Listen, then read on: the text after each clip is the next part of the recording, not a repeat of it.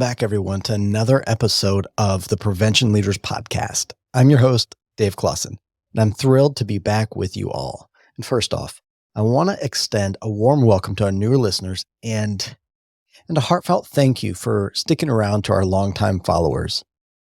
I've been away for a bit, and for a very good reason. My wife and I welcomed our first baby on May 29th, and it's been an incredible journey. But I'm also excited to be back with you all, sharing insights and conversations that matter. Today, we have an episode that you won't want to miss. We're joined by Mitch, a seasoned prevention specialist with decades of experience. We deep dive into the importance of community involvement in prevention, the need for effective onboarding and training, and the power of collective impact. Mitch brings a wealth of knowledge and practical advice that can help anyone in the field of prevention be more effective and impactful. And speaking of impactful, Mitch also talks about some upcoming events that you should definitely check out. There's a Fall Prevention Specialist Conference coming up in October and a unique Supervision of Prevention Professionals event in November. These are fantastic opportunities for learning, networking, and enhancing your skills in the prevention field. So grab a cup of coffee, settle in, and let's get into this enlightening conversation. And remember, prevention is better together, and together we are stronger. In prevention, we are all leaders. Whether you're leading a nationwide prevention initiative, facilitating statewide prevention community, you're a coalition coordinator, or a one-person shop, you are a prevention leader. How we show up and how we engage with others to create positive change takes all types of leadership.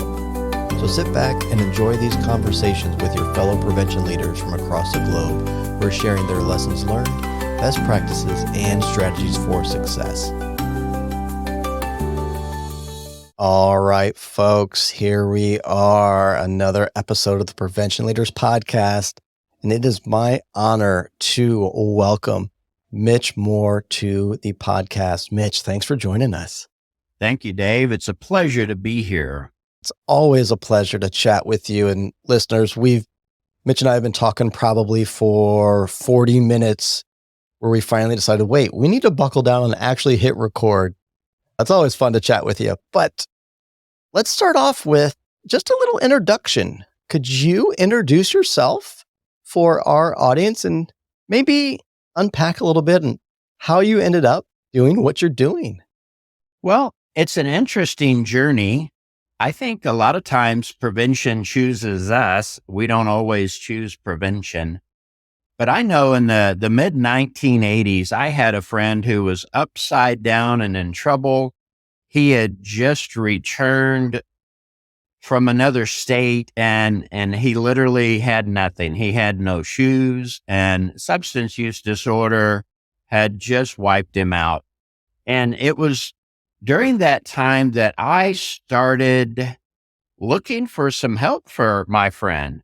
And I discovered that there were not a lot of treatment options in the mid-1980s, especially if you had no resource, no insurance, no money. And again, my friend literally got off the bus with no shoes. He was down and out. He was destitute.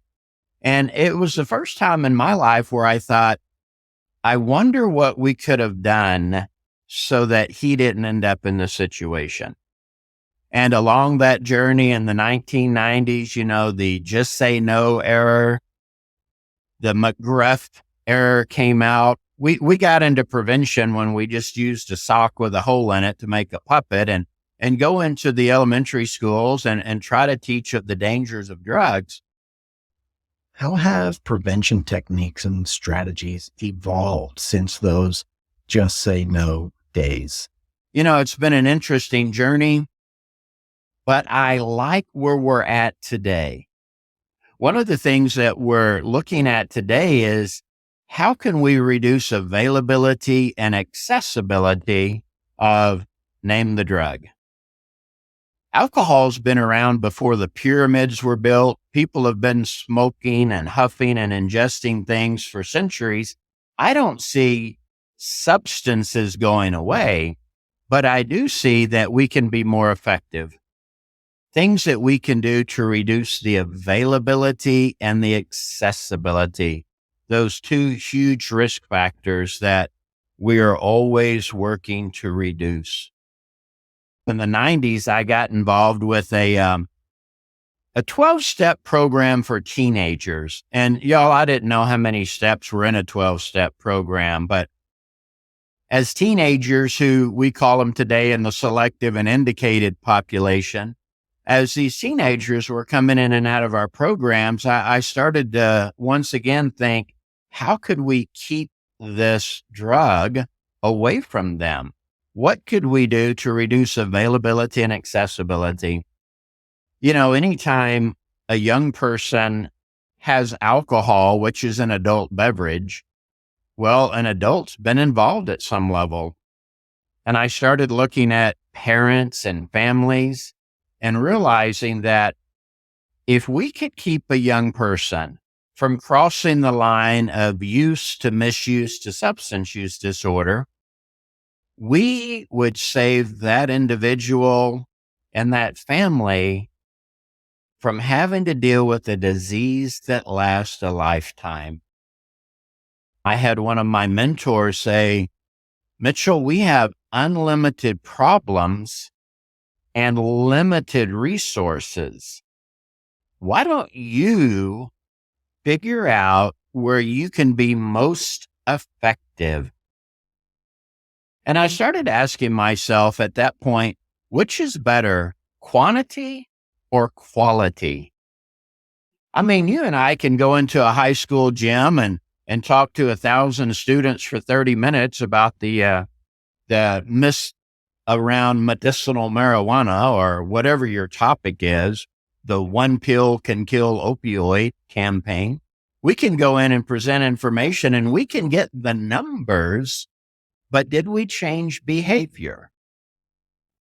I mean, I really wonder at the end of the month, is it better to enter 15,000 individuals heard our message, or we worked with 5 individuals and changed their behavior?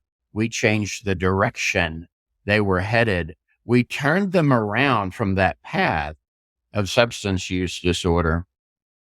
So, Dave, I'd kind of like to ask the audience, is your program effective?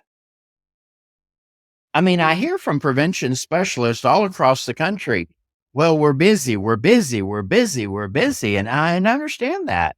We get more requests in our office in a day than we can fulfill in a month. And we're busy, but are we effective? And how do we know if we're effective? I've said often enough, if you're not measuring it, you should stop doing it. But I want to reverse that. And I want to say, if your program is good enough to do, it's also good enough to measure. Well, how do you measure behavioral change? Tell me more about behavior change. 3 things contribute to changing behavior: knowledge, skills, and attitude. And by attitude, I'm talking about things like perception of harm. And so if you're doing a presentation, did you do a pre-post test to see, did your audience learn anything? If you're teaching skills, did you apply that skill? Can that participant show you that they know how to do that skill? You could also look at the attitude change. For example, perception of harm. Pre-post it. What did they think about fentanyl before your presentation? What do they think about fentanyl after your presentation? Behavior change is difficult, but we can measure the 3 things that contribute to it: KSA, knowledge, skills, attitude. Is your program effective? How do you know it's effective? We spend a lot of time doing busy work. We utilize a lot of things that we used to do in the 80s and the 90s and 2000 and 2010. We keep repeating the same old programs. We crash cars in spring break and we hang ribbons on kids in October. And I'm not against those awareness projects, but really they're just community networking and awareness projects. Now that we've created an awareness that we have a problem in our community, what could we do to change that? How can we be more effective? But knowledge alone doesn't change behavior. Just because I know better doesn't mean I do better. In addition to the knowledge and the skills, we also have to create an environment that's more conducive to raising a healthy individual, a healthy family. And so I start looking at the environmental approach and I wonder, what's going on in my community that's not as healthy for the young people who are being raised there? How active am I at my local city council meeting, on my local school board, at my commissioner's court? Do they even know me as a citizen? How active am I? And I've often told people in trainings, quit your job. No, don't really quit, but take your prevention hat off and put your concerned community member hat on and go get involved. Are you part of your community coalition because that's your job and you're paid to? Or are you part of your community coalition as a concerned citizen? You want to make a change. I know before we hit record, we talked a little bit about some of the books we've read. And I think you were talking a little bit about Good to Great. Is that right? Tell me a little bit more about that. There was a book out not long ago called Good to Great. And in the book, the author said, there are a lot of good hamburger places, but I want to eat a great hamburger. And so I started asking my staff, what do we do well in our program? What are the top 2 things that we are exceptional at doing? And after we listed those, I asked the staff, what are the things that we do very poorly? And we listed a lot of things that we do, but we were very poor in their delivery. And then I asked, what are we just good at? What are we kind of average at? And here's what we did with the list. Everything that we said we did poorly, we stopped doing. Everything we said we did good, we ask ourselves, how can we do this great? And then, how do we not let those things interfere with what we're already exceptional at? So, in your personal life, as well as in your professional program, you might make a list of everything you do and ask yourself, how do I move from good to great? Now, why do I want to be great? Why do I want to be exceptional? Why do I want my prevention program to be effective? Because we want to keep people from crossing the line into a substance use disorder that they will have to struggle with for the rest of their life. What you do in prevention matters. And I could easily say what you do with individuals in prevention impacts not only them, but the next generation. And so on behalf of young people whose lives you change, many of whom you'll never meet. As I mapped out my plan for DJC Solutions, the business, I read one of the books called The E-Myth Revisited. And he challenges you to think about, can you make a better hamburger or cheeseburger than McDonald's? Most folks like, absolutely. Okay, well then why is McDonald's such a huge business? How many different continents, countries, locations are there worldwide for McDonald's or whatever other fast food chain that you would like? In-N-Out Burger, Whataburger, take your pick. But the magic, the magic is in the systems. They measured, they optimized the process to make their process more effective. And I'm applying that same mindset to my business. I want to document what I do. And then I want to try to innovate, refine, revise to make what I do most effective as well. And I kind of see this as an opportunity for the prevention field when it comes to onboarding new prevention specialists, when it comes to promoting into a new position or taking on a new project. If we as prevention leaders build better processes, that has a potential to make our work more effective and efficient as well. Because I've always felt like we're building the plane as we're flying it. What are your thoughts on all that? I'm just processing it all, thinking Mhm. which direction. But I think we could run with the onboarding.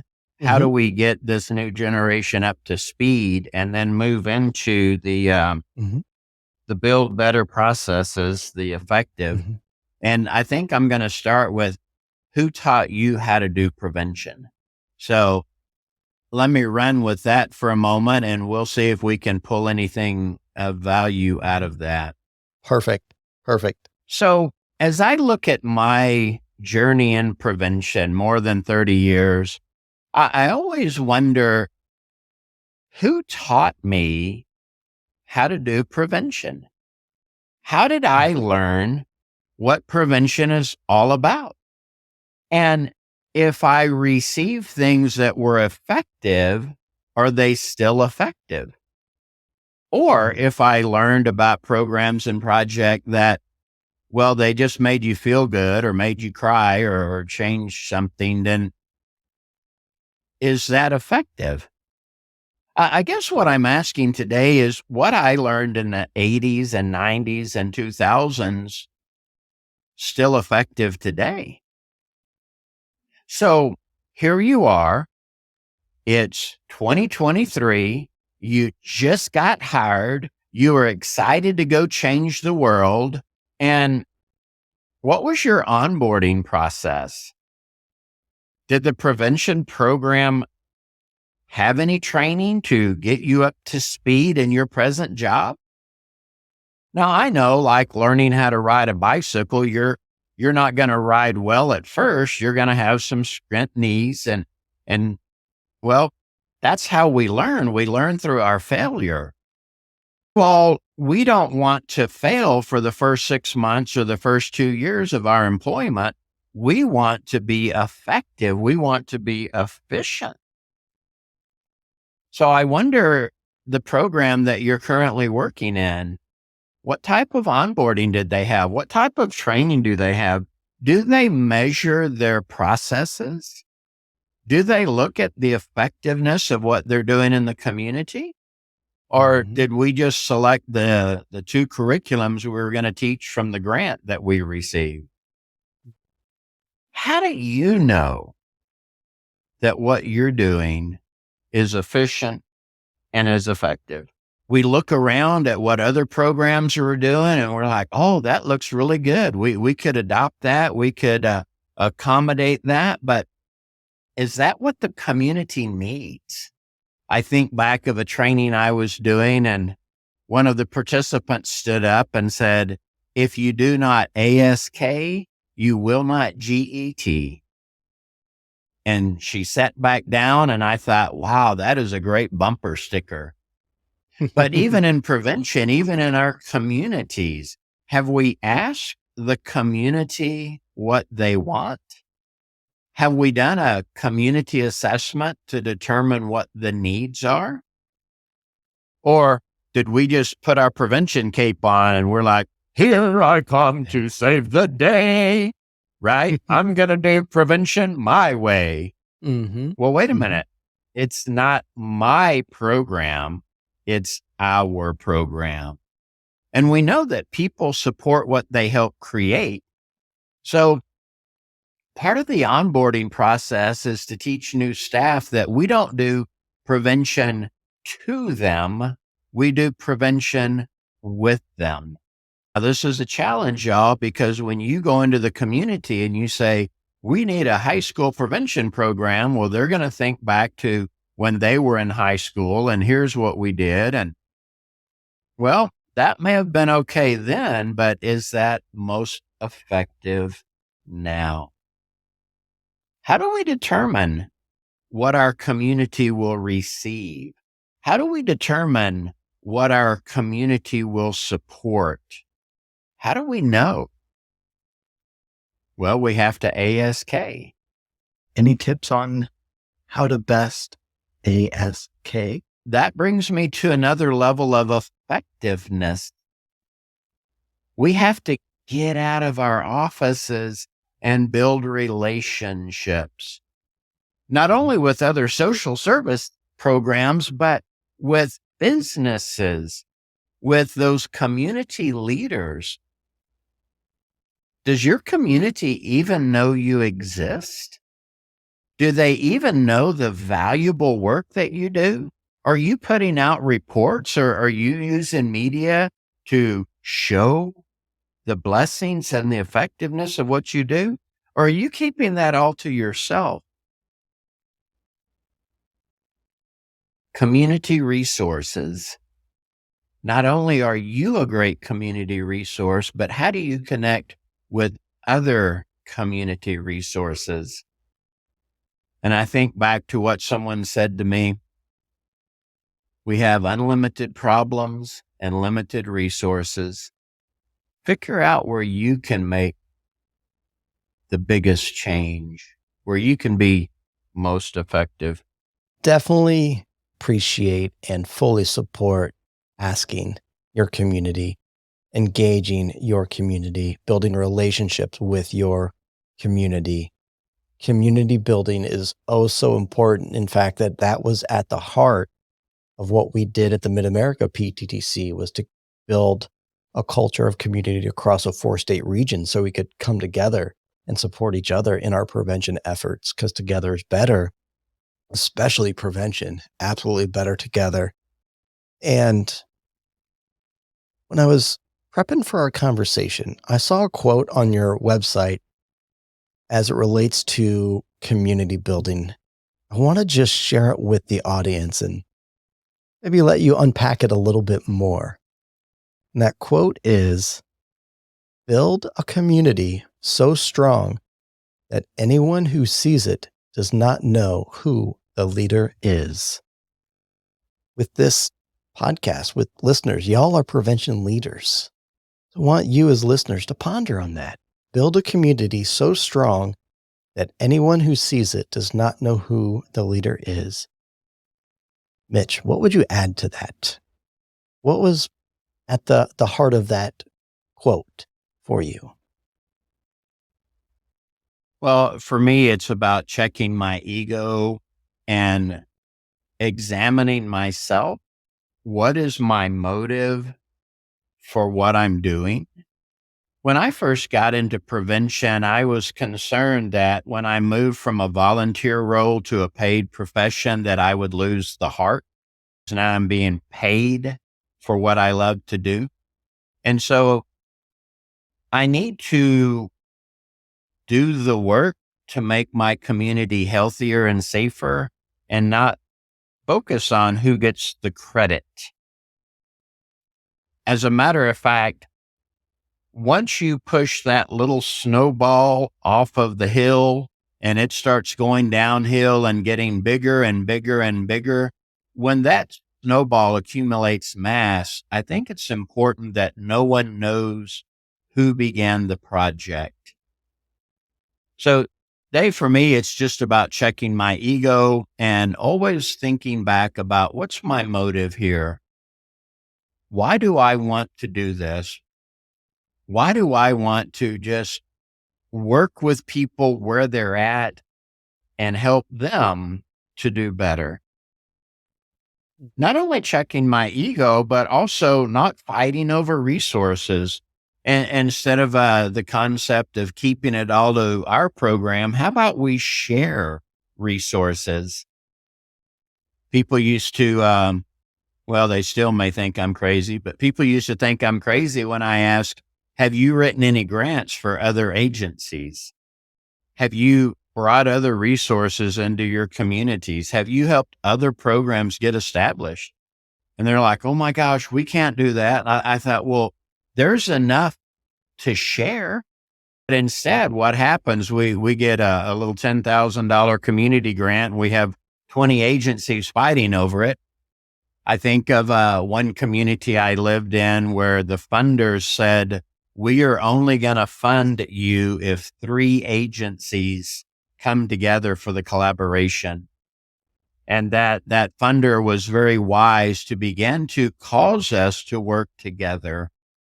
So the concept of getting the project rolling, and when the project has been completed, nobody knows who started it. I think that's wonderful. You mentioned your mentor earlier. I'm curious, what other nuggets of wisdom have they maybe shared with you that you could share with us?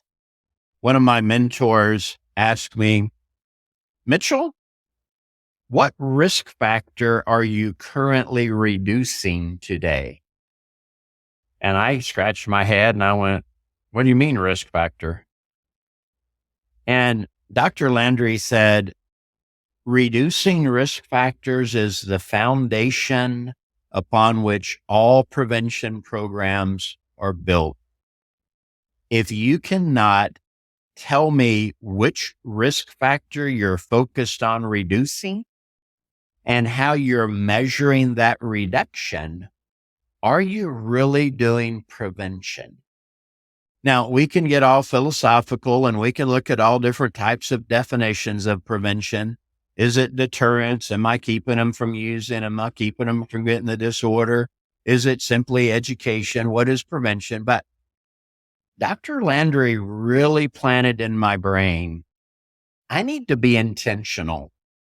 I need to begin with my goal in mind, and I need to just say no to everything that keeps me from working toward that goal. You know, Dave, earlier we were talking about hamburgers, and there are a lot of good hamburgers out there. But do you just want a good hamburger or do you want a great hamburger? As we said, there are a lot of places that mass produce hamburgers. When you want a really good homemade hamburger, do you go to those businesses that, well, their hamburger tastes the same in every city in the world? Mm-hmm. Or do you want something local? Do you want something that is part of your culture, that's part of your community? Now, I would dare say that some of us would prefer a local handmade hamburger over one that's mass produced in a corporate system. But I want to tie that back to prevention. I wonder what your community wants. Do they want a prevention program that was, I don't know, created in another state at another time, implemented in your community, and it may not even fit within the culture? Or would they rather have a effective homemade prevention program, something that the whole community could get behind?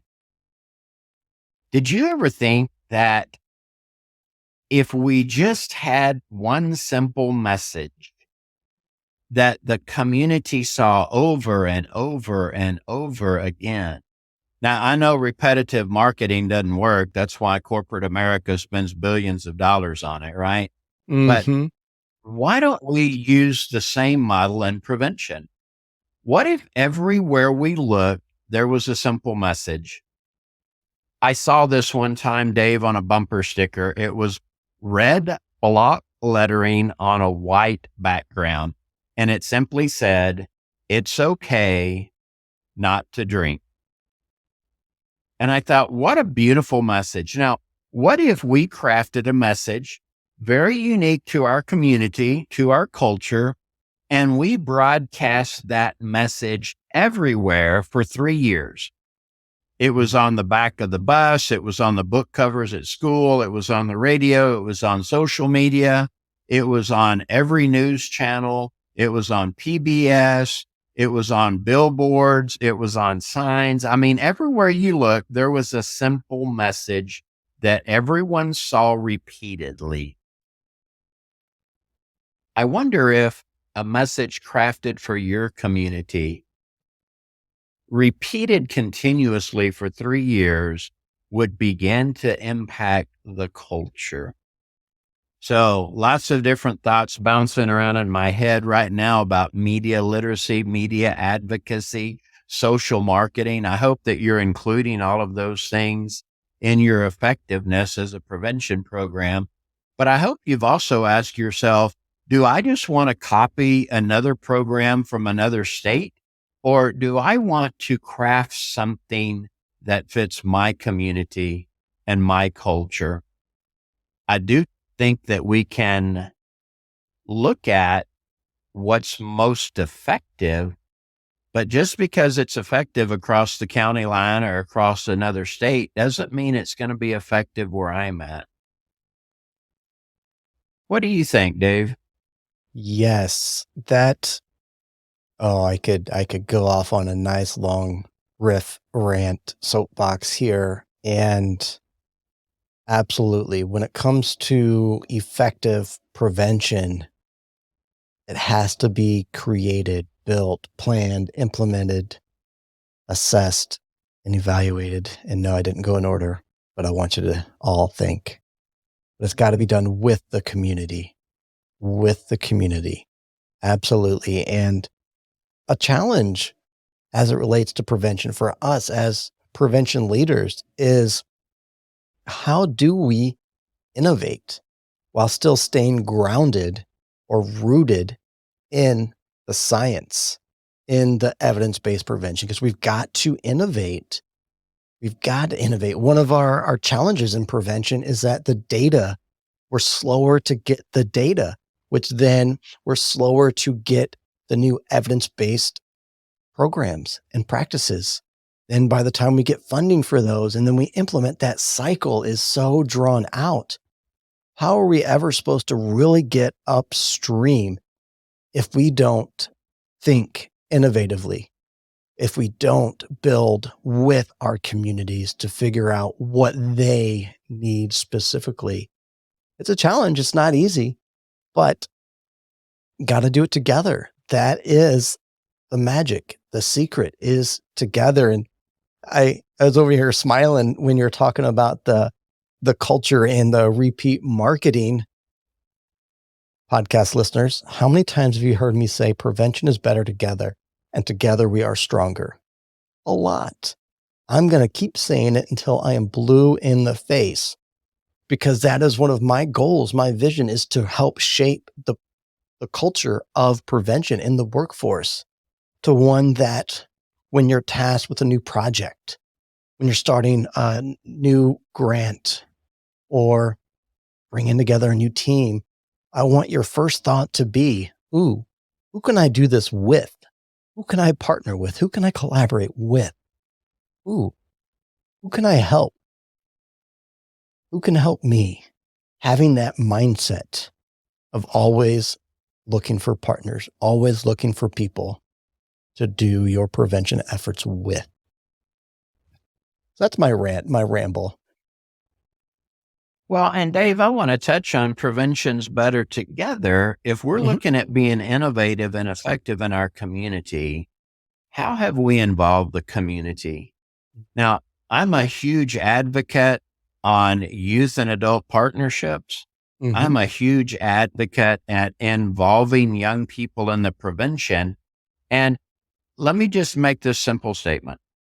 If you have a message that you want to get out to 14-year-olds, you need to craft your message and then give it to a bunch of 14-year-olds and ask them, how do we put that message out?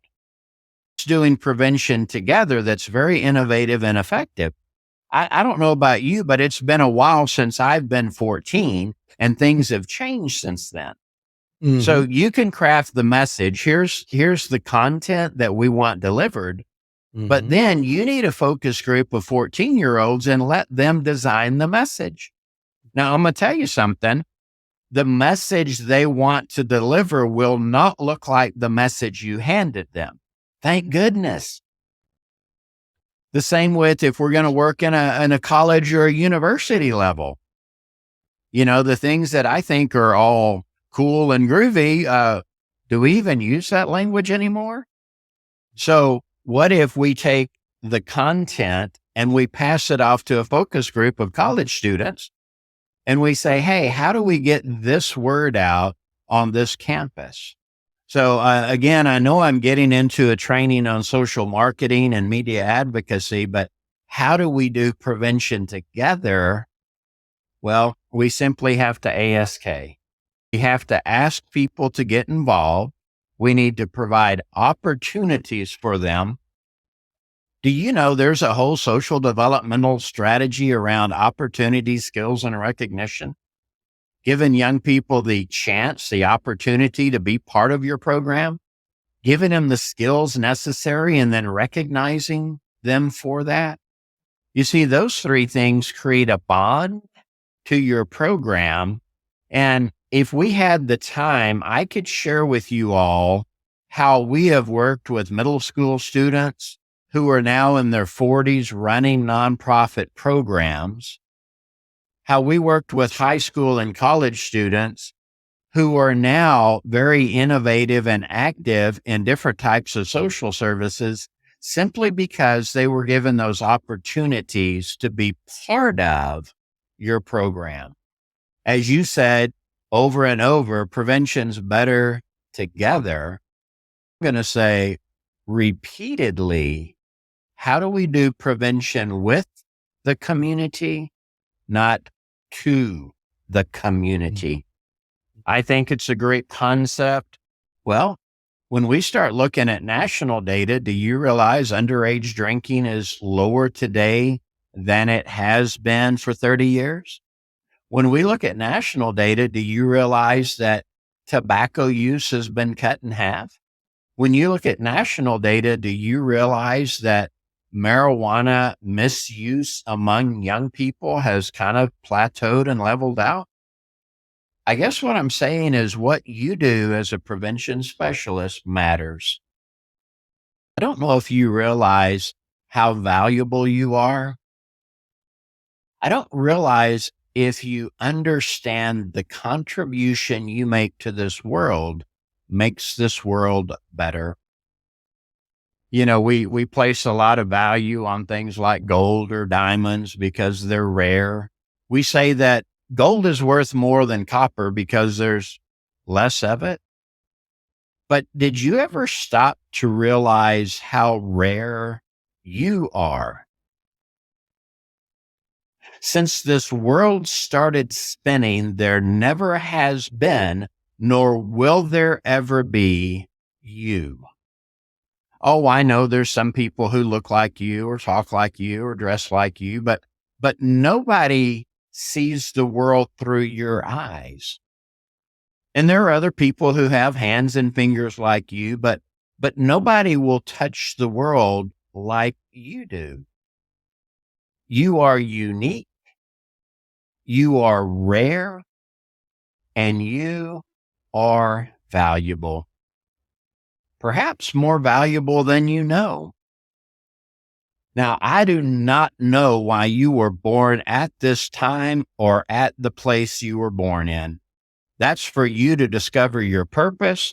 That's for you to find out why you were put here.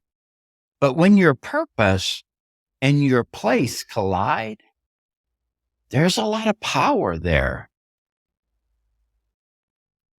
I am so glad that you are right where you're at, doing what you're doing. I'm going to ask you though, don't just be busy, be effective. Keep doing what you're doing. Keep investing in people. It's the best investment you will make. We've talked about opportunities, gaps, recommended, for the new prevention professional, the experienced prevention professional, what they should learn to be more effective. What resources do you or Prevention Training Services Inc. have? What's out there for our listeners so they can learn and grow and continue to be more effective? Dave, our focus at Prevention Training Services is to improve the workforce. And we provide a virtual conference in the spring and a virtual conference in the fall. We look for topics and we look for presenters across the country who can bring skills to these presentations. So it's just not another setting and getting kind of event. We want to provide practical skills that you can actually implement immediately. Prevention Training Services, we started in about 2012, just looking at the fundamentals and foundations of prevention. But in 2019, we became a nonprofit, a charitable training organization. And we've trained almost 1,000 individuals from 30 different states, even Washington, D.C. and Guam and Bermuda. We've brought together people in rural areas who couldn't attend the conference. We've brought people from states who don't have big conferences to attend. But we're very intentional on teaching the knowledge and skills that the ICNRC puts out in the Prevention Candidate Guide. As a matter of fact, almost all of our trainings are based on the resources and reference materials there. So I guess what I'm saying is we're very intentional on developing a workforce that provides effective prevention, but also looking at how to help people pass the certification exam. Now, I have a lot of letters after my name, and that was always just about gaining knowledge. But when I first got into this field, my director said, Mitchell, you have a big heart, but no credential. You should start looking at certification, not because it will change your heart, but it may open doors for you. So again, I started collecting letters after my name, whether that was in counseling or in prevention. And that has helped me open doors and be able to serve better in my community. But we also started looking at there is no training for supervisors. So last year we created a Supervision of Prevention Professionals conference. Matter of fact, we're going to host that again virtually in November. Dave, one that I love, we just completed it the other day, the Experiential Training Laboratory. We spent 2 days face-to-face with prevention specialists, teaching them specific skills around facilitating groups, around public speaking, around all of those activities, how to use different types of activities to teach, to instruct. I call them tips, tricks, and training techniques. So there are a lot of things that we offer, but the thing I would impress upon this audience today, back to that, if you do not ASK, you will not GET, please go to our website and connect with us and ask us for what you need. Now, we do have an online assessment you can go to and look at, but more specifically, ask for what you need because we may have that connection. We may have that resource. We may have that reference. And certainly we would provide those things. We have a resource page that just has a plethora of information on it. So I hope that that kind of answers your question about what we do. For me, it's important to give away what was given to me and how to pass that on to other people. Absolutely. And listeners, I will put links to their website, to the upcoming Fall Prevention Specialist Conference, which is in October, and also a link to the Supervision of Prevention Professionals, which will be in November. Get involved, and yes, ask. Prevention is better together. Mitch and the team there believe it too, and will absolutely connect you to the right folks. And they all have a heart of servants. Absolutely. I don't know if you could hear it, but it's about lunchtime over here. But before we wrap up our conversation, my last big question for you is, if you were to tell our listeners, hey, if you're going to remember one thing from this episode, remember this, what would it be? Dave, I just want to stress the importance of what you're doing in the lives of people. For centuries, ships have been carrying valuable cargo through treacherous seas to people waiting on distant shores. Now, it's said that ships in harbor are safe, but that's not what ships are built for. So today, I'm going to encourage you to get out of your safety, out of your comfort zone, to continue sailing across those rough seas, because somewhere, someone is desperately waiting for that very unique, rare gift that only you can deliver. You matter, what you do is important, and prevention is better together. Thanks for your time. Thank you, Dave. It has been an absolute delight. You've got my mind flooded with ideas and opportunities. Always enjoy connecting with you. Until we chat again, be well. That concludes this episode. Thanks for tuning in.